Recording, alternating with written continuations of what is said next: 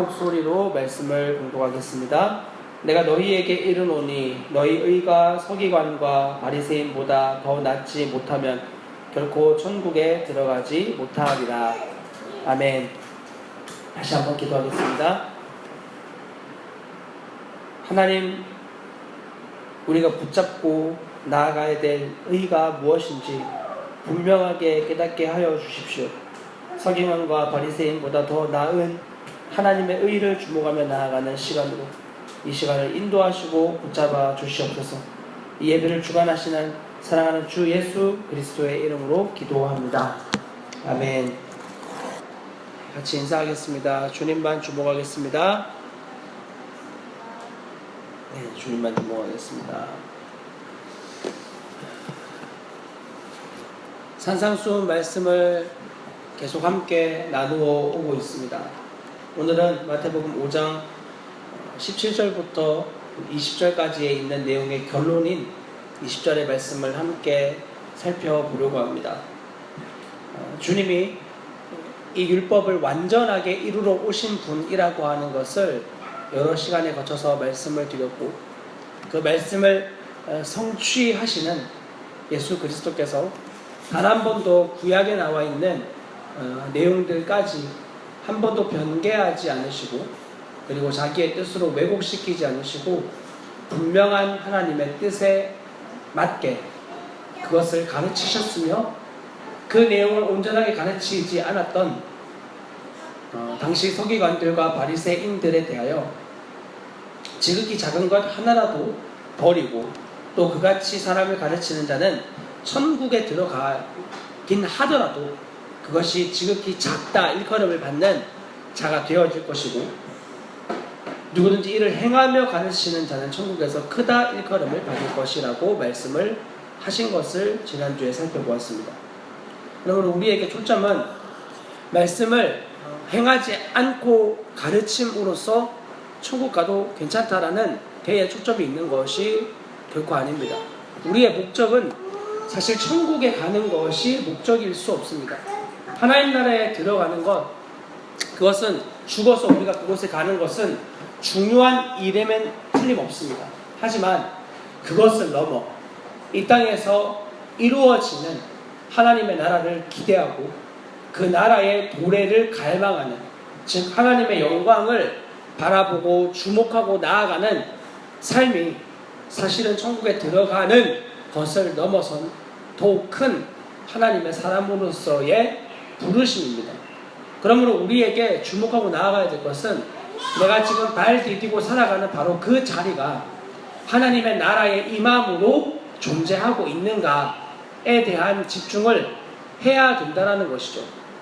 여러분이 살고 있는 자리, 우리가 살아가고 있는 바로 그 영역에서 하나님의 나라가 이미 임한 것이 실제 되어짐을 누리고 있느냐는 질문을 먼저 말씀을 드려야 하겠습니다. 그래서 굉장히 중요한 이야기입니다. 왜냐하면 우리가 만약 죽어서 가는 하나님의 나라만을 이야기한다면 우린 이 땅에서 마음대로 살아도 됩니다. 어차피 죽어서 천국에 갈 거니까 말입니다.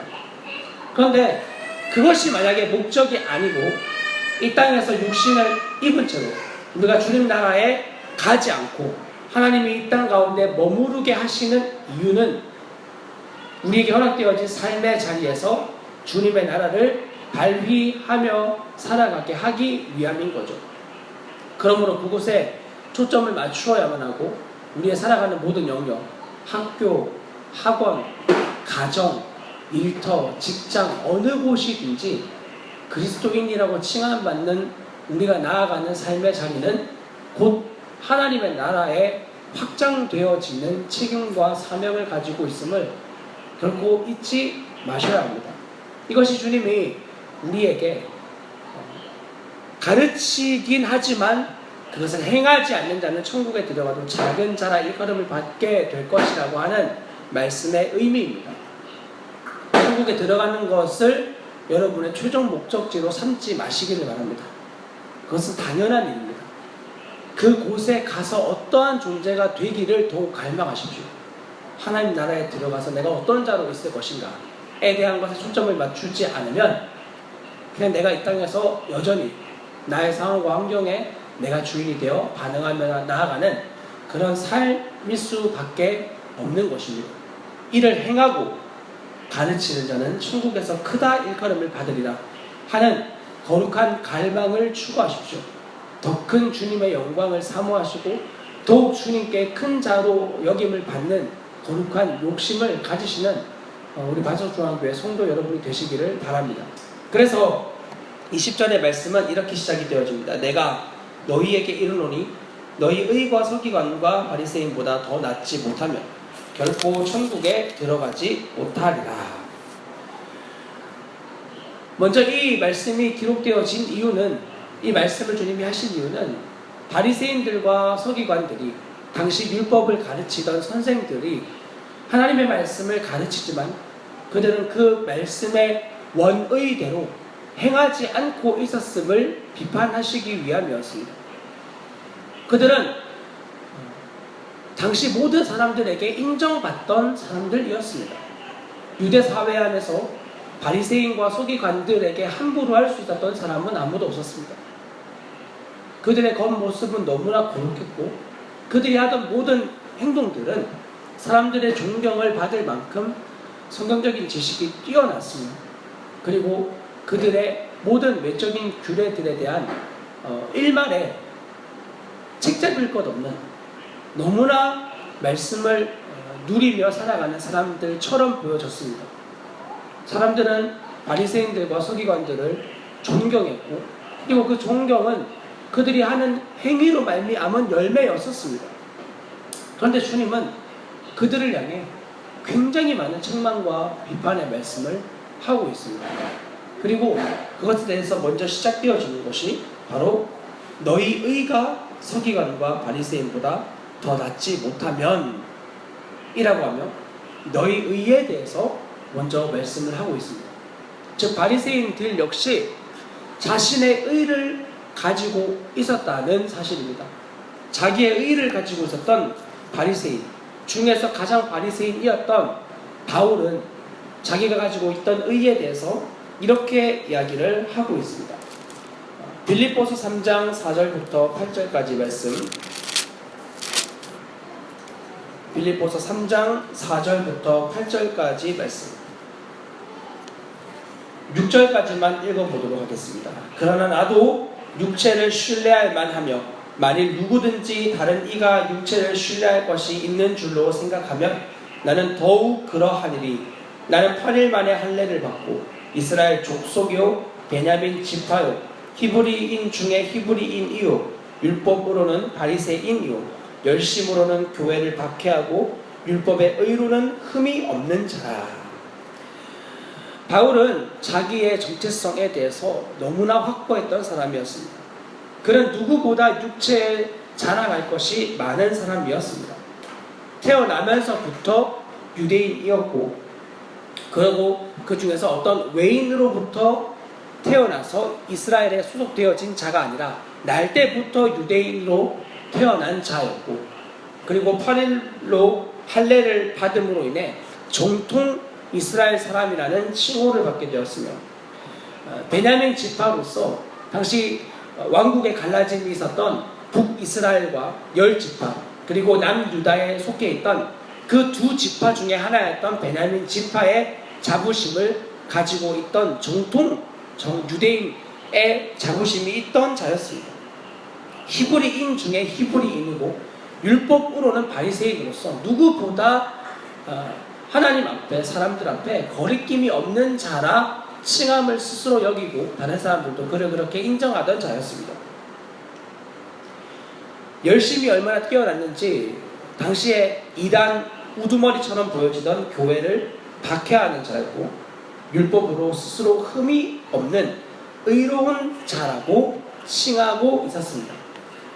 그런 바울이 자기가 볼 때는 전혀 잘못되어진 것처럼 여겨지지 않던 그의 의가 하나님의 의이신 예수 그리스도와 정면 충돌하게 되었을 때 산산조각 나게 되어지는 경험을 하게 됩니다. 그러므로 여기에 본문에서 나와 있는 너희 의라고 하는 이 의는 결코 우리의 행함으로 나타낼 수 있는 의가 아닙니다. 우리의 행함으로 의를 드러낼 수 있다면 바울은 자기의 의에 대해서 이렇게 괴로워하며 이 모든 것을 배설물로 여겨야 되겠다라는 생각을 할 필요가 없었을 것입니다. 그러나 바울은 자기의 이 모든 것들에 대하여 배설물과 같이 여기며 쓰레기같이 돌아볼 필요가 없는 것처럼 여겼다라고 우리가 읽은 빌립보서 3장은 이야기를 하고 있습니다. 자기의 의에 매여 있게 되어지면 자기의 행함이 하나님 앞에 인정받는 것이라고 생각되기 시작하면 그때부터 자기 의를 힘써 세우는 초점으로 나아가게 됩니다. 이것은 하나님의 의와 정면 충돌을 하게 되어지면 하나님의 의를 힘써 받아들이지 않게 되어지는 분명한 일입니다.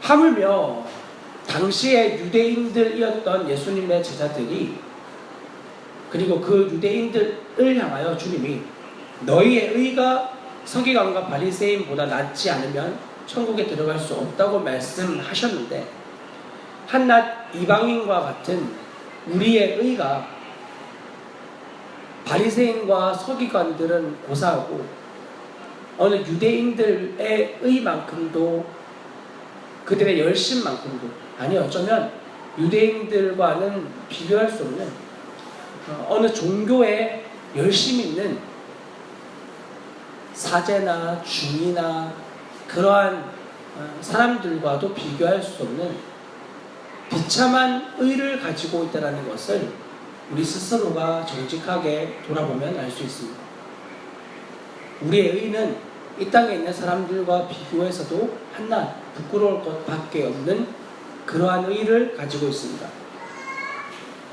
그러면 이런 의를 가지고 어떻게 바리새인과 서기관들의 의를 뛰어넘을 수 있을까요?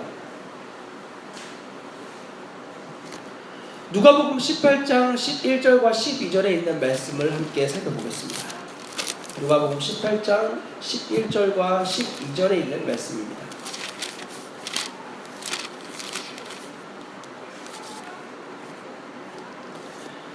찾으셨으면 같이 읽겠습니다. 바리새인은 서서 따로 기도하여 이르되 하나님이여 나는 다른 사람들 곧 토색, 불의, 간음을 하는 자들과 같지 아니하고 이 세리와도 같지 아니함을 감사하나이다. 나는 일에 2번씩 금식하고 또 소득의 11조를 드리니이다 하고 유명한 바리새인과 세리의 기도의 장면입니다.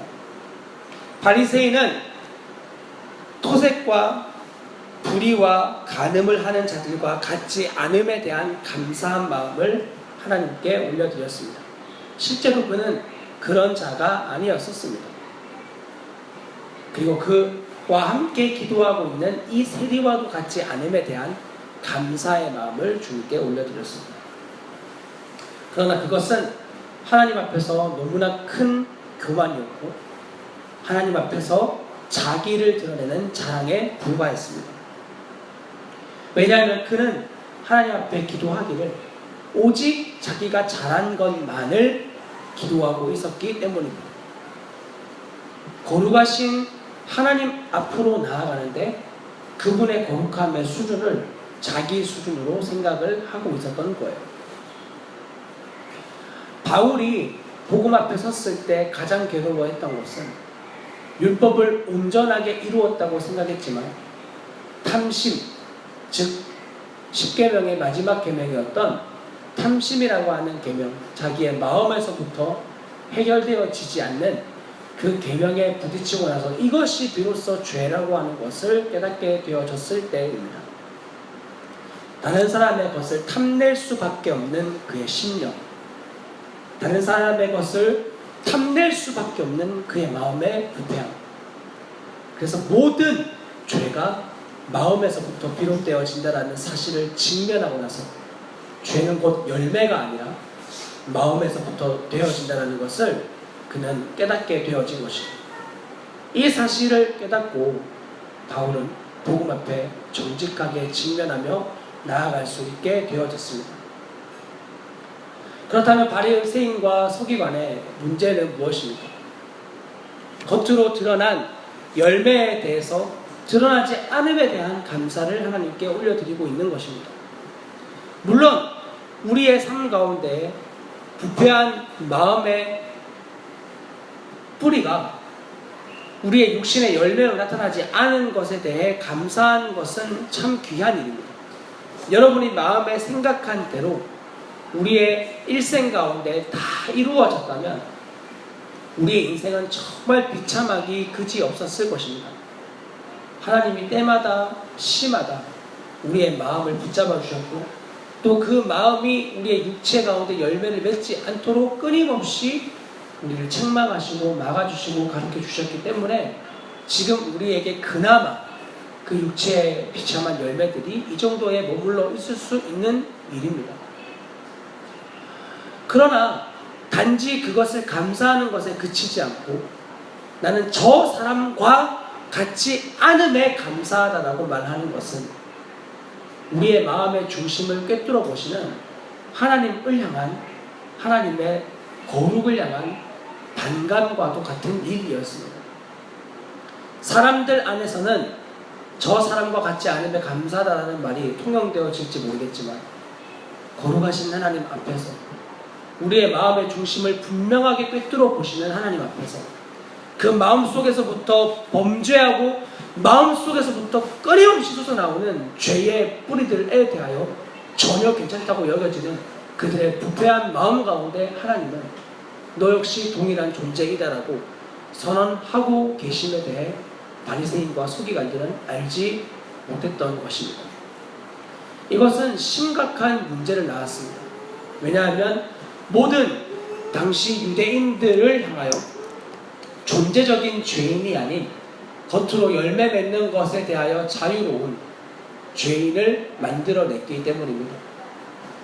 오늘날 교회 안에서도 겉으로 열매 맺지 않은 것에 대하여 감사하고 기뻐하는 자들을 많이 만나게 되어집니다. 물론 그것은 기쁜 일입니다. 감사한 일입니다. 그러나 그것으로 인해 그보다 더 많은 죄의 열매를 저지른 사람들을 비난하고 비판하며 정죄하고 판단하는 이것은 하나님 앞에서 너무나 용서받지 못할 죄에 불과합니다.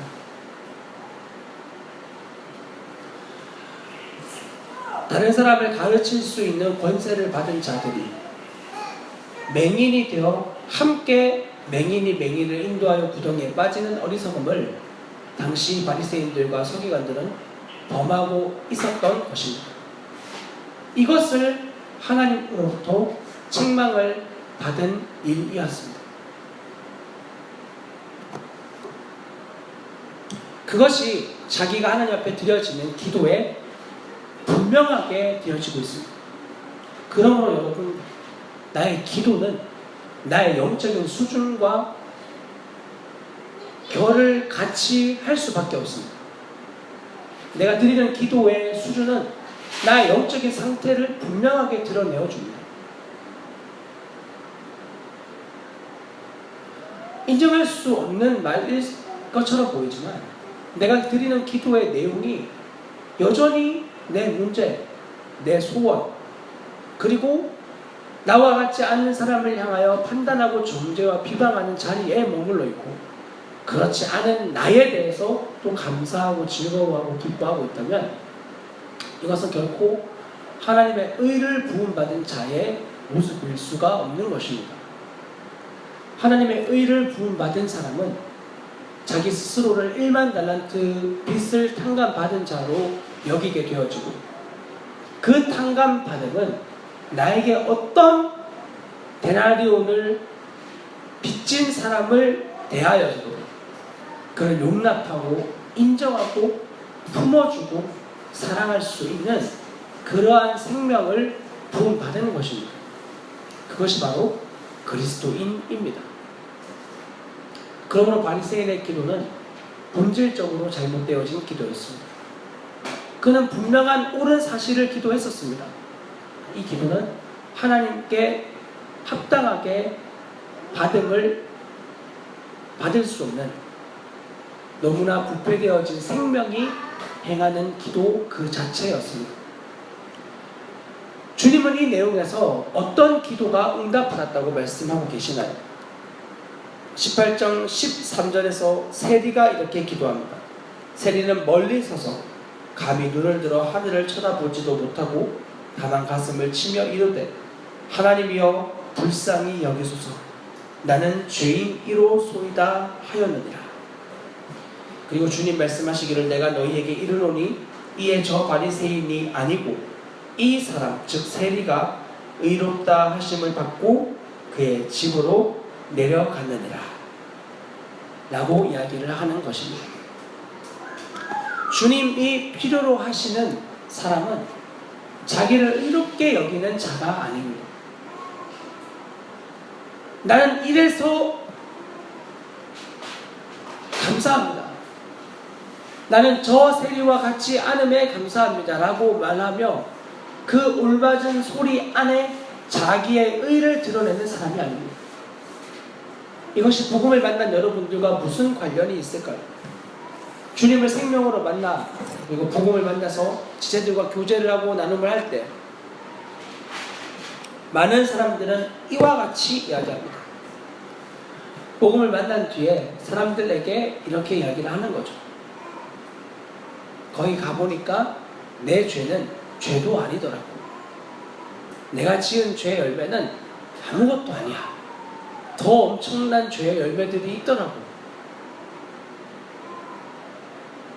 함께 말씀 기도를 나누면서 지체들과 묵상을 나눌 때 오직 이런 부분만 나누는 겁니다. 난 저 세리와 같이 않음에 감사합니다. 난 저 지체와 같이 않음에 감사합니다. 직접적으로 언급할 수는 없겠죠. 그러나 하나님 나를 불쌍히 여겨주십시오. 나는 죄인입니다. 나는 고백을 쏙 빼놓은 채 하나님 앞에서 사람들 앞에서 자기의 옳은 모습만을 보이는 겁니다. 물론 그런 모습밖에 없을 때에는 당연히 그 나눔과 고백은 하나님 앞에 정당하게 인정을 받을 수 있고 때로는 지체들과 사람들에게 도전을 줄 수 있을 것입니다. 그러나 자기 안에 부패되어지고 부끄럽고 내어놓지 못하는 것을 가지고 있는 채 괜찮은 척, 의로운 척, 그리고 바르게 나아가고 있는 열매가 주렁주렁 있는 척하고 고백을 한다면 그것은 하나님 앞에서 결코 인정을 받을 수 없는 기도에 불과하다는 것을 기억하셔야만 합니다.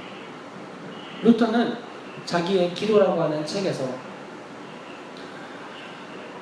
우리는 주님 나라 갈 때까지 회개해야 되는 죄인이다라고 이야기를 하였습니다. 그렇습니다. 우리는 시간이 지나고 상황과 환경을 만날 때마다 끊임없이 회개할 것밖에 없는 죄인입니다. 그래서 우리에게는 하나님 나는 이래서 감사합니다 라는 기도보다는 주님 나는 죄인입니다.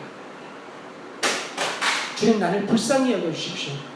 나는 말 외에는 다른 할 말이 없는 자에 불과합니다. 그래서 때로는 이런 모습이 진절머리가 나고 언제까지 이렇게 회개만 해야 되냐, 언제까지 이렇게 이런 비참한 모습에 씨름하고 있어야 되냐, 나는 질문을 하실지도 모릅니다. 그러나 죄송하지만 주님 나라 갈 때까지입니다. 주님 나라에 갈 때까지 우리는 이 씨름을 하여야 합니다. 왜냐하면 우리의 육체의 관성이 그런 주님을 향하여 달려 나아가려고 하는 여러분을 결코 내버려 두지 않을 것이기 때문입니다. 그래서 신자는 이 육체의 옷을 벗는 그 날을 사모하며 나아갈 수 있게 되어지는 것입니다. 이 육체의 껍데기를 벗고 주님 나라에 가는 그 날을 사모하는 자들을 통하여 주님은 당신의 영광스러운 복음을 확장시켜 나가십니다. 이것을 실제라고 하는 겁니다. 여러분의 죽음의 순간 가운데에서 아니면 죽을 것 같이 괴로운 그 순간 가운데에서 주님의 주신 생명의 진리로 반응하며 나아가는 그 사람과 그리고 그 상황을 통해 하나님은 놀랍게 당신의 진리를 밝히 다른 사람들에게 새겨주십니다. 이것이 하나님이 가지고 있는 놀라운 복음의 비밀입니다. 이것은 연약함 속에서 강함으로 드러나게 되어집니다. 한국에서 굉장히 유명한 의사 한 분이 그리스도인이 되어진 계기를 설명한 것을 들은 적이 있습니다.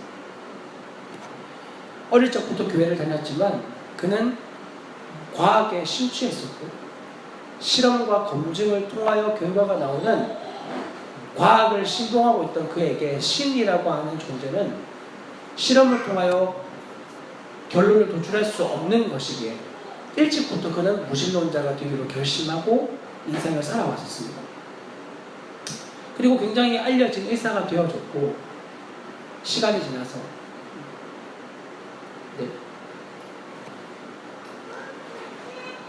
특별히 그가 암 환자들을 이렇게 진료하고 만나는 시간을 가지게 되었는데 어느 특이한 환자를 만나게 된 거예요.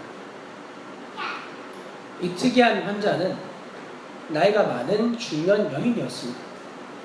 그 중년 여인이 시한부 인생을 받아서 살아가고 있는 그러한 때의 의사와 만나게 되었는데 대부분의 사람들은 시한부 인생을 살게 되면 자기 인생에 대한 비참함과 고통 그리고 이 땅을 더 살 수 없다라고 하는 자괴감 속에서 하루하루를 마치 사형 선고를 기다리는 사형수처럼 살아가게 된다고 합니다. 그런데 이 여인은 뭔가 다른 거예요. 마치 그 죽음의 날을 기다리는 사람처럼 너무너무 생기 있고 발랄한 모습으로 병상에서 시간을 보내고 있는 거죠. 그 여인을 만나러 의사가 왔고 함께 잠깐 이야기를 나누던 중 그 여인이 의사에게 이런 이야기를 하는 겁니다. 나는 이러이러해서 하나님을 믿습니다. 그런 비참한 어려운 상황을 허락하신 하나님을 굳건하게 믿고 있는 그녀가 의사에게 반문하기 시작하는 거예요.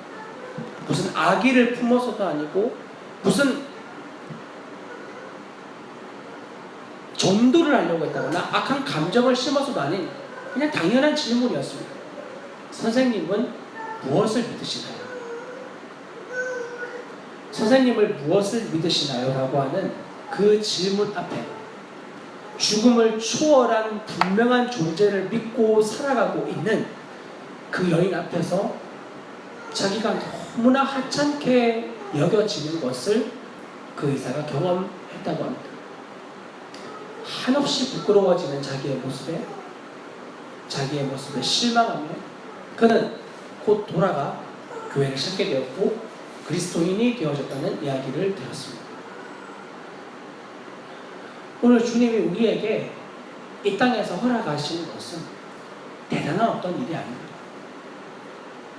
물론 밖에 나가서 모여있는 사람들에게 담대하게 복음을 전하는 일, 전도지를 나누어 주는 일, 설교를 하는 일, 그리고 세미나에 가서 그런 세미나를 진대하는 일, 여러 가지는 대단해 보이는 일일 수 있습니다.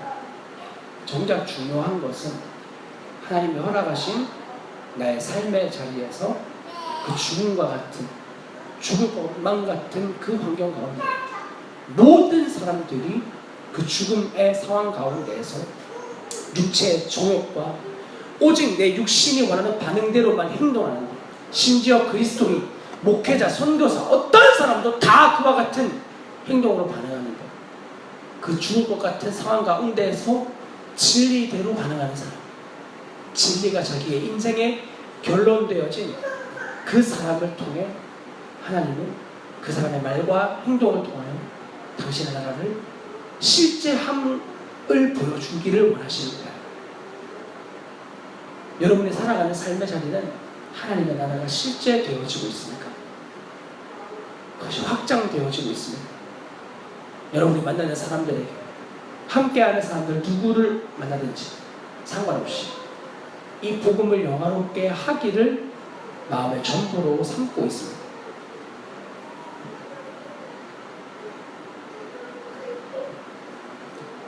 복음이 영화로워지기 위해서 우리에게 분명하게 깨달아야 될 사실 하나는 저와 여러분이 죄인이냐는 질문 앞에 서는 것입니다. 여러분은 죄인이십니까? 하나님의 거룩하심 앞에서 나는 이래서 의롭습니다. 나는 이런 죄를 짓지 않았습니다. 나는 이런 열매를 가지지 않았습니다. 이런 모습으로 자기의 의를 한껏 뽐내는 자로 서 있지는 않습니다.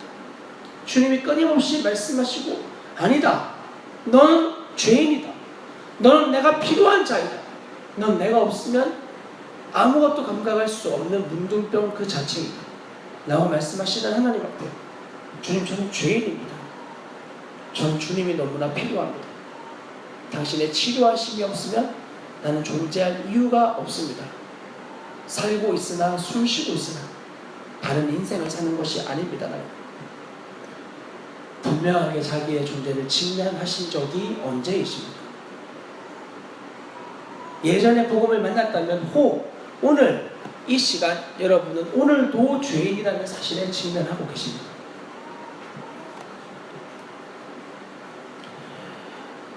이 사실을 깨닫지 않는다면 우린 여전히 자기 의를 붙잡고 살아가는 사람일 수밖에 없습니다. 하나님은 오늘도 우리에게 분명한 하나님의 의에 정면 충돌하여 나로서 얼마나 소망이 없는지, 그래서 오직 하나님의 의 대신 예수 그리스도 그분을 통해서만 저와 여러분을 의롭게 보시겠다고 말씀하시는 그분의 십자가 앞으로 나아오기를 간절히 원하고 계십니다. 왜냐하면 그 안에서만 우리가 의롭다 함을 얻을 수 있기 때문입니다. 그 길만이 살 길이기 때문입니다. 그 길만이 우리가 의롭다 칭함을 받을 수 있는 길이기 때문입니다. 그것만이 하나님으로부터 인정을 받을 수 있는 유일한 길이기 때문입니다. 이 하나님의 의가 여러분에게 오늘 하루가 끝나기 전 삶의 모든 자리 가운데서 실제 되기를 간절히 기도합니다. 뿐 아니라 여러분 스스로 이 마음이 결단되어지지 않는다면 주님께 구하십시오. 하나님의 진리가 나의 삶의 모든 영역에 결론되어지는 은혜를 달라고 주님께 기도하셔야 됩니다. 그분께 간구하셔야 됩니다. 왜냐하면 이것만이 여러분이 회복할 수 있는 유일한 길이기 때문입니다. 시편 120편에 보시면 성전에 올라가는 노래로 불려지는 이 본문에 이렇게 기록이 되어져 있습니다. 내가 환난 중에 여호와께 부르짖었더니 내게 응답하셨도다. 우리의 죄된 본성은 환난 중에 주님을 부르짖지 않으려고 합니다. 주님을 부르짖지 않고 주님께 나아가려고 하지 않습니다. 왜냐하면 그것이 나에게 유익이 되지 않는 걸 뻔히 알면서도 그 옛사람의 정서와 기분과 감정을 붙잡고 있기를 좋아하기 때문입니다. 그러나 주님은 그런 영혼들을 결코 포기하지 않으십니다.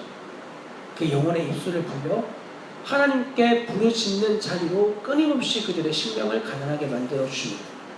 의를 향하여 줄이고 목마른 자리로까지 나아가게 하셔서 의를 향하여 핍박받는 존재로 다시 세워내고야 마시는 것이 하나님이 우리를 구원하신 그분의 사랑의 역사입니다. 여호와여 거짓된 입술과 속이는 혀에서 내 생명을 건져 주소서. 라는 고백을 하고야 말게 하십니다. 나는 이래서 선합니다. 나는 이래서 의롭습니다. 나는 이래서 하나님께 인정을 받습니다. 라고 하는 그 모든 거짓된 입술과 속이는 혀에서 건져내어 달라고 주님께 간구하기 시작합니다. 왜냐하면 실상은 그러지 않는 것을 주님과 자신이 분명하게 알고 있기 때문입니다. 자기의 존재를 직면한 사람은 자기의 거짓된 의의 열매를 기뻐하지 않습니다. 아니 그것이 설사 맞는 열매라고 할지라도 그것에 만족하지 않습니다. 하나님 나를 불쌍히 여겨달라는 죄인의 기도를 사랑하게 되어집니다. 이것이 하나님 앞에 날마다 서 있는 자의 특징입니다. 그리고 시인은 이렇게 이야기를 하는데 내가 화평을 미워하는 자들과 함께 오래 거주하였도다. 내가 화평을 미워하는 자들과 함께 오래 거주하였도다. 주님의 진리를 사랑하지 않는 그 상황, 그 환경, 그 사람, 그 어떤 것과도 함께 하기 시작하는 것에서 주님이 떠나라고 말씀하실 때 떠나지 않았던 것 같아요, 시인은. 그리고 계속 그 자리에 머물게 되어집니다. 마치 그게 원래 내가 입고 있던 옷이냐, 그리스도께서 입혀주신 거룩한 옷을 더 이상 입지 않고 내 동댕이 쳐버리고 이전에 입었던 더럽고 추악한 옷을 입고 원래 나에게 맞는 옷인 양처럼 싸돌아다니고 있는 그의 모습이 오래되었던 것 같습니다. 그러나 그는 여전히 예배하고 있었고 여전히 주님 앞에 서 있는 자였습니다. 그러나 죄와 함께하면서 그의 영혼의 빛을 점점 잃어가기 시작했었습니다. 빛을 잃어가는 그의 영혼은 곧바로 육체의 반응으로 나타나게 되어집니다. 어느 순간 그는 거짓된 혀와 속이는 입술을 가진 자가 되어졌고 그로 인해 하나님은 더 이상 두 마음을 품고 있는 그의 예배를 받으실 수 없게 되어졌습니다. 영혼은 점차 곤비해졌고 그러면 말씀과 기도의 자리에 나아가서 자기의 존재를 정직하게 부딪혀야 되는데 그것조차 하지 않은 채 시간을 끌고 앉아 있었던 것 같습니다. 주님의 열심히 그를 포기하지 않았고 결국 하나님의 구원을 바라며 그의 입술을 벌려 주님께 나아오는 자리로 그를 만들어내고야 마셨습니다. 그래서 7절은 이렇게 이야기합니다. 나는 화평을 원할지라도 내가 말할 때에 그들은 싸우려 하는도다. 주님이 기뻐하는 것이 무엇인지 분명하게 깨닫고 알아 그 자리를 이제 믿음을 써서 옮기려고 하는데 그동안 함께했던 모든 상황, 환경, 사람, 그가 뱉은 말, 행동 모든 것들이 그를 붙잡고 그와 싸우며 놓아주려고 하지 않는 거예요. 여러분 진리가 매 순간마다 결론되어지지 않으면 결론되어지지 않는 시간만큼 사단이 절대 우리를 내버려 두지 않습니다. 내버려 두지 않고 너 어제도 그랬잖아. 그저께도 그렇게 반응했잖아. 예전에도 결단했잖아. 매번 넘어지잖아. 라고 하며 하나님의 복음의 회복의 자리로 절대로 나아가지 못하도록 모든 변명과 합리화와 자기 방어 기제를 사용하게 해서 그 자리를 누리지 못하게 만듭니다. 그러고는 지금도 괜찮잖아. 지금도 예배하잖아. 지금도 설교하잖아. 이 정도 예배 시간에 나오고 있잖아. 모든 예배 다 참석하잖아. 새벽 예배도 드리잖아. 헌금도 하잖아. 말씀 묵상도 하잖아. 기도도 하잖아. 이 정도면 됐어. 라고 하나님의 의가 아닌 자기의 의를 주목하게 만들어 버리는 거죠. 거기에 자기를 들기 시작하면 잘못된 길을 가고 있는데 어느 순간 분간하지 못하는 어리석음에 범하게 되어지는 거예요. 왜냐하면 외적인 모든 행위가 다 있으니까. 바리새인과 서기관들처럼 모든 행위를 다 가지고 있는데 주님이 그거 아니다라고 말씀하시니까 자기에 충만했던 그들이 그리스도의 십자가에 못 박는 것처럼 하나님께서 우리의 심령에 강하게 말씀으로 아니다고 하실 때에 그들은 그것을 받아들이지 않고 자기가 겉으로 맺혀져 있는 것처럼 여겨지는 하나님께 인정함을 받을 것이라고 생각하는 착각하는 그 열매를 하나님 앞에 나아가는 근거로 삼기 시작하는 겁니다. 난 예배를 집례하니까, 나는 복음을 만났으니까, 나는 말씀 묵상을 하니까, 나는 말씀 기도의 자리에 나를 드리니까, 모든 공예배에 참석을 하니까, 새벽 예배를 하니까, 금식을 하니까, 헌금을 하니까. 그러니까 주님은 그런 것들을 듣고 싶어 하지 않으시고 오직 한 고백, 하나님 나를 불쌍히 여겨 주십시오. 나는 죄인입니다. 이 진심 어린 고백을 주님은 우리에게 받고 싶어 하시는 것입니다. 그래서 시편 122편 1절은 이렇게 고백을 합니다. 사람이 내게 말하기를 여호와의 집에 올라가자 할 때에 내가 기뻐하였도다. 그는 자신의 힘으로 주님께 돌아가야 될 길을 알고 있었지만 얼마나 멀리 떨어졌는지 그의 힘으로는 더 이상 주님께로 나아갈 수 없는 상태가 되어져 버렸습니다. 물론 여러분, 주님께 나아간다고 하는 건 모든 외적인 행위를 하는 것을 의미하는 게 아닙니다. 외적인 행위는 하나님 앞에서 인정받지 못한 것에 불과했습니다. 여호와의 집에 올라가자라고 누군가 그의 손을 끌어주었습니다. 누군가 그의 손을 끌어주었고 그가 회복해야 될 길을 제시하여 주었습니다. 그때 그 길을 알고 있었지만 도무지 걸어갈 힘을 잃어버리고